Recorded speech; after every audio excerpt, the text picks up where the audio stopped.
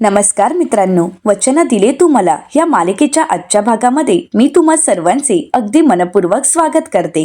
आजच्या भागामध्ये आपल्याला पाहायला मिळतं ऊर्जा आता त्या गुंडांना म्हणते, एकाने जरी पुढे यायची हिम्मत केली ना तर सोडणार नाही असं म्हणत आता त्यांना कलमांची आठवण करून देत ऊर्जा म्हणू लागते, भारतीय संविधान कायदा कलम 78 मुलीचा पाठलाग करणे, भारतीय संविधान कलम 79 स्त्रीच्या सन्मानाला धक्का आणि भारतीय कलम संविधान 74 तिचा विनयभंग, कुठल्याही मुलीला हात लावला तर एकेकाला तुरुंगात डामेन आणि हे सगळे कलम सगळे कायदे तुम्हाला लागू होतील। तर आता मात्र तेथे असणारा तो विक्रांतचा मित्र ऊर्जाला म्हणू लागतो, कोण आहेस तू, हो बाजूला, नाहीतर तुलाही आम्ही सोडणार नाही।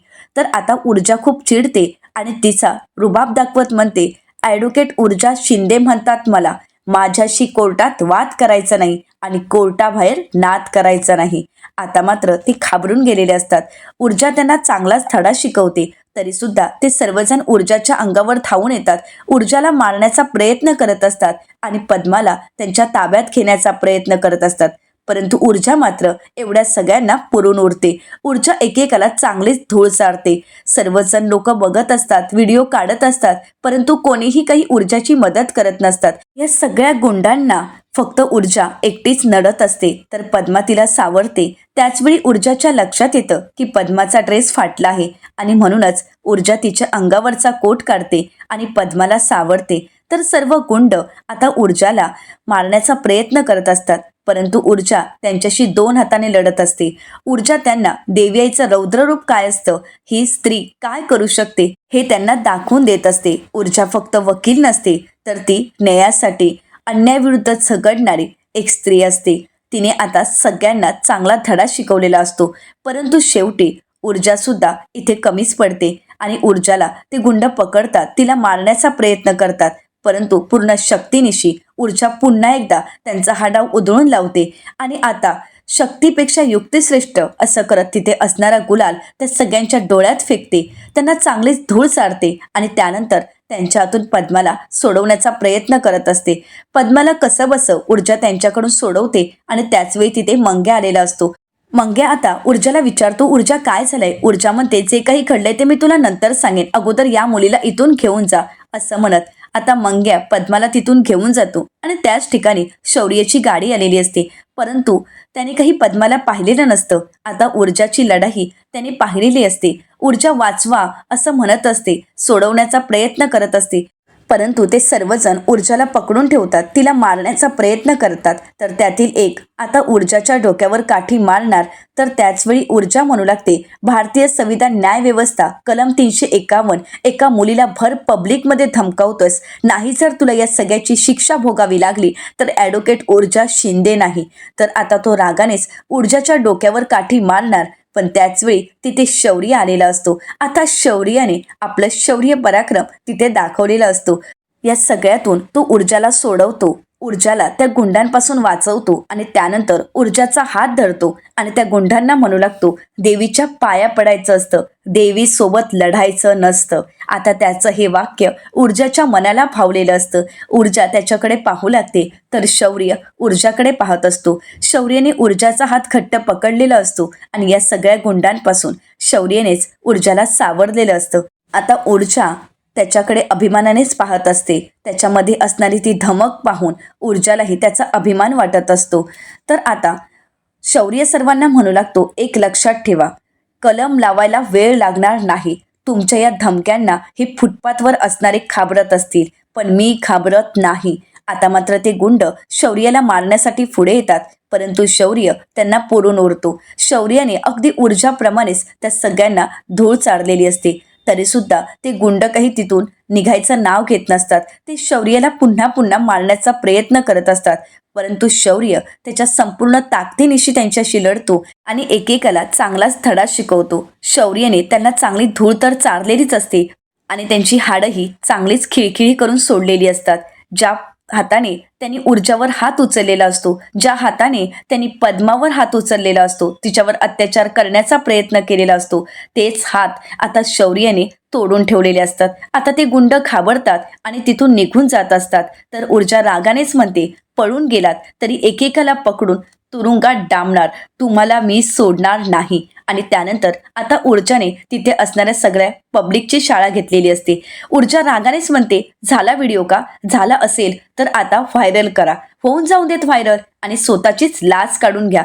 100 बघ्यांमध्ये ताठ कणा असलेला फक्त एकच पुरुष, असं म्हणत आता ती सगळ्यांकडे बोट दाखवते आणि सगळ्यांना प्रश्न विचारत म्हणते, याला म्हणतात का पुरुषप्रधान संस्कृती? मोबाईल काढून व्हिडिओ बनवण्यामध्ये तुम्हाला धमक आहे, तुमच्यात ताकद आहे, परंतु एका मुलीला मदत करण्याची तुम्हाला धमक कोणातही नाही. ऊर्जाला तिथे असणाऱ्या सर्वांचाच खूप राग आलेला असतो. तर ऊर्जा पुढे त्यांना म्हणू लागते, एक गोष्ट लक्षात ठेवा, अत्याचार कोणावर होणार? मुलीवर. अत्याचार सहन कोण करणार? मुलीच. 4 लोक काय म्हणतील म्हणून घाबरून कोण जाणार? मुलगीच. आणि तिची काही चूक नसताना बदनाम कोण होणार? मुलगीच. म्हणजे सगळ्याला कारणीभूत फक्त मुलगीच. आणि कोणामुळे? या तुमच्यासारख्या माणसांमुळेच, असं म्हणत ऊर्जाने चांगलीच त्यांची शाळा घेतलेली असते. तर आता ऊर्जाला या सगळ्या लोकांचा खूप राग आलेला असतो. एकीकडे देवीच्या उत्सवासाठी एकत्र आलेले सर्वजण, परंतु एका स्त्रीवर अत्याचार होत असताना कोणीही त्यांची साथ न देणं हे ऊर्जाला अजिबातच आवडलेलं नसतं. ऊर्जा रागानेच बाजूला जाते. तर शौर्य तिची पर्स आणि तिचा कोट तिला आणून देतो. तर ऊर्जा म्हणू लागते, सॉरी, मी मनाला आलं ते बोलून गेली. तर शौर्य म्हणतो, तुम्ही कुठे चुकीचं बोललात? तुम्ही जे काही बोलत होता ते अगदी खरं होतं. तुमच्यासारखा धाडसीपणा इथे कोणीच दाखवलं नाही. अहो, तुम्ही स्वतःच्या जीवाची पर्वाही केली नाही आणि थेट त्या गुंडांशी भिडलात, त्यांच्याशी लढलात आणि त्यांना चांगलीच धूळ चारली आणि त्यांना दाखवून दिलं की स्त्री शक्ती काय असते. खरं कौतुक तर तुमच्यासारख्या मुलींचं व्हायला पाहिजे. जग कोणाच्याही मदतीला थांबत नाही, पण तुमच्यासारख्या मुली जर या जगात धावून आल्यात तर मग अशा नराधमांना धडा शिकवायला वेळ लागत नाही. बाय द वे, तुम्हाला कुठे लागलं तर नाही ना? तर ऊर्जा म्हणू लागते, अहो, आम्ही भारतीय स्त्रिया, आम्ही शरीराने मजबूत असतो, परंतु मनाला मात्र लागतं. आणि असे हे पुरुष फक्त बघत उभे असतात ना, त्यावेळी तर जास्त मनाला लागतं. एका स्त्रीवर अत्याचार होत असताना हे फक्त निमूटपणे ते सगळं दृश्य पाहत असतात, तेव्हा मात्र ती गोष्ट सहन होत नाही. तर ऊर्जा आता शौर्याला विचारते, पण तुम्हाला काही लागलं नाही ना? तर शौर्य म्हणतो, नाही नाही, मी अगदी ठीक आहे. पण काय आहे ना, या फायटिंगची वगैरे सवय नाही, त्यामुळे थोडा मसलला त्रास झाला, पण होईल सगळं काही ठीक, तुम्ही काळजी करू नका. तर शौर्य ऊर्जाला म्हणतो, तुम्ही मला तू म्हटलं तरी काहीच हरकत नाही. तर ऊर्जा म्हणते, ॲक्च्युली तुम्ही सुद्धा मला तू म्हटलं तरी काहीच हरकत नाही, आणि हो, मदत केल्याबद्दल थँक्यू.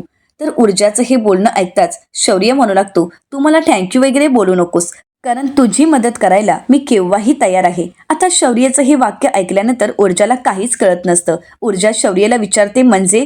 तर शौर्य म्हणतो, म्हणजे एकमेकांची मदत करायची असते ना, असं मला म्हणायचं आहे. तर ऊर्जा म्हणते, ते काही असो, परंतु त्या मुलांना मी सोडणार नाही. श्रीमंतांचीच ही पोरं होती, आता त्यांना मी धडा शिकवणारच नाही. जर त्यांना त्यांच्या चुकीची शिक्षा करून दिली तर नावाची ॲडव्होकेट ऊर्जा शिंदे नाही. आता ऊर्जाचा तो रुबाब, हे सगळं काही शौर्याने पाहताच शौर्य ऊर्जाचं कौतुक करत म्हणतो, नावापेक्षाही जास्त तुझ्यात ऊर्जा आहे हा, असं म्हणत आता शौर्य ऊर्जाकडे पाहत असतो. ऊर्जाचा धाडशीपणा पाहून शौर्य मात्र तिच्यामध्ये हरवून गेलेला असतो. शौर्यला ऊर्जाचा अभिमान वाटत असतो. तर शौर्य ऊर्जाला म्हणतो, नाही म्हणजे कोर्टात तोंड चालवणारे वकील मी भले भले पाहिलेत, परंतु हे हातपाय चालवणारी वकील मी पहिल्यांदाच बघतोय, असं म्हणत अगदी अभिमानाने शौर्य ऊर्जाकडे पाहत असतो. तर ऊर्जा शौर्यला विचारते, तू सुद्धा वकील आहेस ना? तर शौर्य म्हणतो, हो, पण तू कुठे आहेस, कुठे काम करतेस? तर ऊर्जा म्हणते, कुठलं काय, सध्या प्रॅक्टिस चालू आहे आणि केसच्या शोधातच आहे, आणि इतर वेळी अशी सामाजिक कार्य. तर त्यानंतर शौर्यला ऊर्जा आपलं कार्ड देते आणि म्हणू लागते, हे माझं कार्ड, ऊर्जा शिंदे. जर काही कोर्ट कचेरीची कामं असतील तर ती स्वस्तात करून दिली जाईल, आणि मोठी जर केस असेल तर पैशाची मॅनेजमेंटही केली जाईल, म्हणजे थोडंफार काहीतरी डिस्काउंटही मिळेल. पण हो, केस काही असेल तर मला नक्कीच सांग. तर शौर्य म्हणतो, हो, मी नक्कीच प्रयत्न करेन. बाय द वे, तुला कुठे ड्रॉप करायचं आहे का? तर ऊर्जा म्हणते, नाही, नको, आपली 11 नंबर जिंदाबाद. खरं तर मला पहिल्यांदा जाऊन त्या मुलीला भेटायचं आहे, असं म्हणत आता ऊर्जा तिथून निघून जाते. तर इकडे देवी आईच्या उत्सवाला सुरुवात झालेली असते. तर दुसरीकडे आता शौर्य देवी आईला प्रार्थना करत म्हणतो, देवी आई अशीच ऊर्जा आयुष्यातही मला दे, गोड आणि धाडसी. असं म्हणत आता शौर्य मात्र ऊर्जामध्ये हरवून गेलेला असतो. तर दुसरीकडे पाहायला मिळतं आता सोनल आवाज देत म्हणते, पद्मा अगं माझे ओट्स कुठे आहेत आणि माझी ब्लॅक कॉफी, अगं तू काहीच दिलं नाहीयेस. तर त्याचवेळी मोनल येते आणि म्हणू लागते, आणि माझा साबुदाणा वडा. आता मात्र पद्मा कुठेच नसते. तर सोनल मोनलला म्हणते, साबुदाणा वडा अगं त्यात किती तेल असतं, अगं असं जर ऑइली खाल्लं ना तर तू लवकर अशी फुगशील. तर आता मोनल म्हणू लागते, मी फुगेन नाही तर काय पण करेन, तुला काय करायचं आहे, तुला राहायचं आहे ना तुझी फिगर मेंटेन ठेवून, मग तसं राहा ना. जिममध्ये जाऊन काय करतेस, फक्त फोटोज काढत असतेस आणि सोशल मीडियावर टाकत असतेस, मी ते पाहिले आहे. आता दोघींमध्येही वाद चालू होतात. तर माई म्हणू लागतात, सोनल मोनल अगं किती हा आरडाओरडा, तुम्हाला माहीत आहे ना आजीला हा आरडाओरडा आवडत नाही, त्यामुळे प्लीज शांत व्हा. तर मोनल म्हणू लागते की हो, परंतु पद्मा कुठे आहे, तिने तर आम्हाला काहीच दिलं नाहीये. असं म्हणत दोघेही पद्माच्या नावाने आवाज देऊ लागतात. तर त्यानंतर शैलजा त्यांना म्हणू लागते, तुम्ही दोघेही तुमच्या कामाला निघून जा, मी ड्रायव्हरकडे टिफिन पाठवून देईन. आता दोघेही तिथून निघून जातात. तर इकडे विजयाताई म्हणू लागतात, ही पद्मा कुठे राहिले काहीच कळत नाहीये. तर शैलजाताई म्हणतात, हो ना, पद्मा अजूनपर्यंत आली नाहीये. विजयाताई म्हणतात, तिला सगळ्यांच्या वेळा तर माहीत आहेत, परंतु अजूनपर्यंत ही आलीच नाहीये. आईसाहेबांच्या गोळ्यांचा टाईमही झाला आहे आणि ती जर घरात नसेल ना तर आईसाहेब अख्खं घर डोक्यावर घेतील. तर त्याचवेळी आईसाहेब बाहेर येतात आणि आवाज देत म्हणतात, विजया, शैलजा, अगं पद्मा कुठे आहे. आता दोघीही घाबरून गेलेल्या असतात. तर आता आईसाहेब विचारतात, पद्मा कुठे आहे, माझ्या गोळ्यांची वेळ झाली आहे आणि पद्मा कुठे दिसत नाहीये. तर विजयाताई म्हणतात, पद्माला आम्ही शिर्केंच्या घरी पुरणपोळ्यांचा डबा घेऊन पाठवला आहे. आता हे ऐकल्यानंतर आईसाहेब चिडतात आणि म्हणू लागतात, मला न विचारता, माझी परवानगी न घेता आणि अजूनपर्यंत पद्मा आली नाहीये, मग माझ्या आता गोळ्या कोण देणार आहे. तर विजयाताई म्हणतात, आईसाहेब मी देते ना. तर आईसाहेब म्हणतात, नको, त्याची काही गरज नाही, तू काय करणार आहेस, गोळ्यांचा डबा घेऊन येणार आहेस, पण माझ्या गोळ्या कधी द्यायच्या आहेत हे तुला माहीत आहे का. नाही, तुमचा फक्त हलगर्जीपणा. आणि हे काय लग्नघर आहे म्हणून दागिने असे पसरूनच बसणार आहात का, म्हणजे हे सगळे देखावे असेच चालू असणार आहेत का. तुम्हाला कोणाला एकही काम नीट करता येत नाही. आता मात्र आईसाहेब खूप चिडलेले असतात. तर आईसाहेब म्हणू लागतात, आत्ताच्या आता पद्माला फोन करा, पद्मा कुठे आहे हे मला ताबडतोब कळायला हवं. असं म्हणत आईसाहेब तिथून निघून जातात. इकडे शैलेजा आणि विजयाताई घाबरून गेलेले असतात. आता विजयाताई पद्माला फोन करायला घेतात. तर दुसरीकडे पाहायला मिळतं आता ऊर्जा मंग्याला फोन करते आणि विचारते, हा मंग्या कोणती चाळ बोललायस आणि खोली नंबर. तर मंग्या म्हणतो, खोली नंबर 12. तर आता ऊर्जा म्हणू लागते, मिळाली. तर त्यानंतर ऊर्जा मंग्याचा फोन ठेवते आणि दरवाजा ठोठावते. तर आता पद्मा दरवाजा उघडून पाहते तर ऊर्जा आलेली असते. पद्मा म्हणू लागते, ताई तू, असं म्हणत तिला हात पकडून घरामध्ये ओढून घेते आणि त्यानंतर घराचा दरवाजा बंद करून घेते. इकडे पद्माला खूप रडू कोसळतं. तिला या सगळ्यामुळे खूप त्रास झालेला असतो, परंतु या सगळ्यातून तिला ऊर्जानेच वाचवलेलं असतं. पद्मा खूप रडू लागते आणि तिचं मन मोकळं करत असते. ऊर्जा तिला सावरते आणि म्हणू लागते, शांत हो, तुला काहीही होणार नाही, मी आहे तुझ्यासोबत.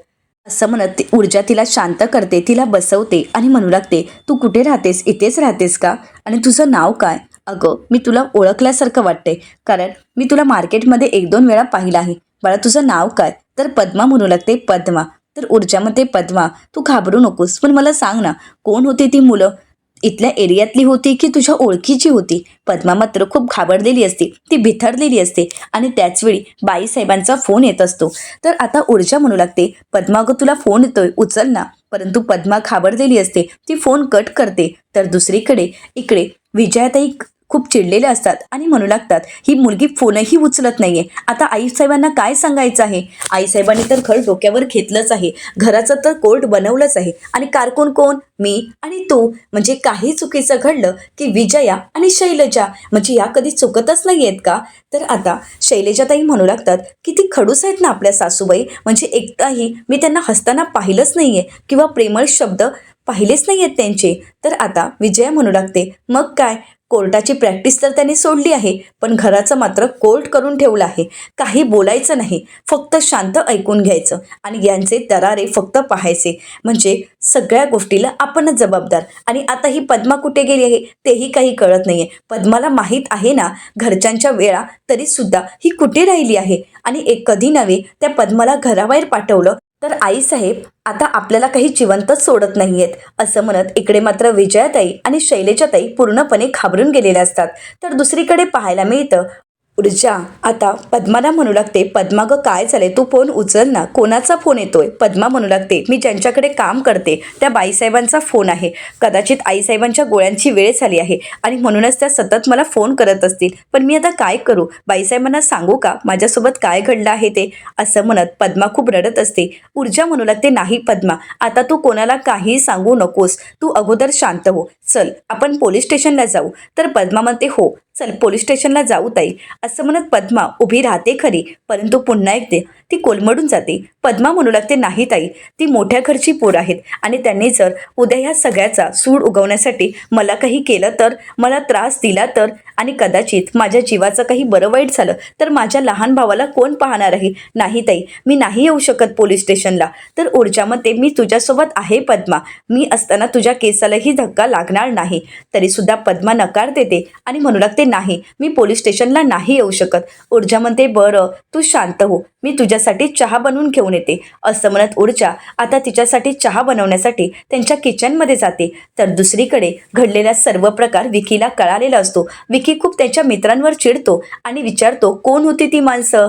तर त्याचे मित्र म्हणू लागतात, एक मुलगी आणि एक मुलगा होता आणि पेशाने वकील होते, लॉयर होते ते. आता हे ऐकल्यानंतर विकी चिडतो आणि म्हणू लागतो, ते लॉयर होते याचा अर्थ त्या मुलीला ते फूस लावणार आणि मग आपल्यावर केस होणार, आपल्याला पोलीस स्टेशनला जावं लागणार. तुम्हाला कळतंय का, तुम्ही हा काय घोळ घालून ठेवला आहे. तर त्यातील एक मित्र विकीला म्हणू लागतो, विकी तू का घाबरतोयस, अरे तुझे बाबा तर आमदार आहेत, ते सगळं काही निस्तारतीलच ना. तर विकी म्हणतो, म्हणजे हे सगळं काही मी बाबांना सांगायचं आहे का, हे सगळं काही बाबांना कळालं ना तर ते मला फोडून काढतील आणि मग त्यांच्या पॉलिटिक्स इमेजचं काय, माझ्या अशा वागण्यामुळे त्यांची पॉलिटिकल इमेज खराब होऊन जाईल आणि ते सहज नाही करू शकत. तर विकीचा मित्र म्हणू लागतो, मी तुम्हाला अगोदरच सांगितलं होतं, मी तुम्हाला थांबवण्याचा प्रयत्न करत होतो. तर विकीचा दुसरा मित्र म्हणतो, आपण काहीच केलं नाहीये, सुरुवात विकीनेच केली आहे. आणि त्याचवेळी अर्पिता घरी आलेली असते. अर्पिता विचारते, विकीने काय केलं आहे. आता मात्र विकी घाबरून गेलेला असतो. तर अर्पिता म्हणते, मी तुम्हाला काय विचारत आहे, विकीने नक्की काय केलं आहे. परंतु कोणी काहीच बोलत नसतं. तर त्याचवेळी आता अर्पिताला शौर्यच्या आईचा म्हणजेच विजया काकूंचा फोन येतो. अर्पिता म्हणू लागते, बोला ना विजया काकू. तर आता विजया काकू अर्पिताला म्हणतात, अगं पद्मा कुठे आहे, ती अजूनही तुमच्याच घरी आहे का. अगं ती अजूनपर्यंत घरी आली नाहीये आणि म्हणूनच सासूबाईंनी अख्खं घर डोक्यावर घेतलं आहे, त्यांच्या गोळ्यांची वेळ झाली आहे. तर आता ज्यावेळी अर्पिता फोनवर बोलत असते तर तिला पायाखाली बांगड्यांच्या काचा दिसतात. अर्पिता त्या हातात घेते आणि मागे वळून विकीकडे पाहते, परंतु विकी मात्र घाबरून गेलेला असतो. अर्पिताला विजया काकू म्हणतात, अगं बोल ना, काय झालं, पद्मा अजून तुमच्याच घरी आहे का. तर आता अर्पिता म्हणू लागते, थांबा काकू, मी बघते आणि तुम्हाला कळवते. तर आता ती विकीला विचारायला येणार, परंतु त्याचवेळी आता अर्पिताचं लक्ष विकीच्या बेडरूमकडे जातो आणि अर्पिता विकीच्या बेडरूममध्ये जाते. तर तिथे असणाऱ्या ब्लँकेटवर इथे पद्माची पैजण अडकलेली असते. अर्पिता ती पैजण हातात घेते आणि त्याचवेळी सगळ्या गोष्टींचा खुलासा तिला झालेला असतो.